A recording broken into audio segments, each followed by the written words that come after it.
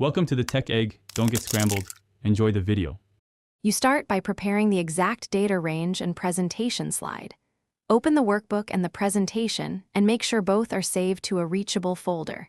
In Excel, select the precise cells you want, then press Ctrl+C to copy. Switch to PowerPoint and choose the slide where this live object belongs. Use Paste Special, then paste link as a Microsoft Excel worksheet object.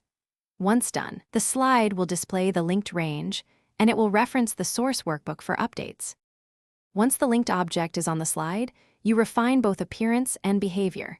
You should resize or crop the Excel object so it reads cleanly on the slide. Use Format Shape and Table options for fonts and borders. Next, right-click and choose Linked Worksheet Object, then Links to inspect the exact source path.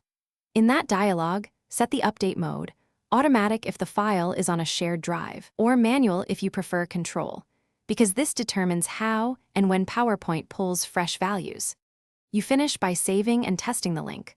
Open the Excel source, change a value, save, and switch to PowerPoint to confirm the update. If you move or rename files, make sure to update the link path via Edit Links. Otherwise, PowerPoint can't find the workbook. If links won't update, check Trust Center settings for external content and enable updating, then reopen both files. One key troubleshooting tip: always keep a consistent folder structure to prevent broken links and unexpected behavior.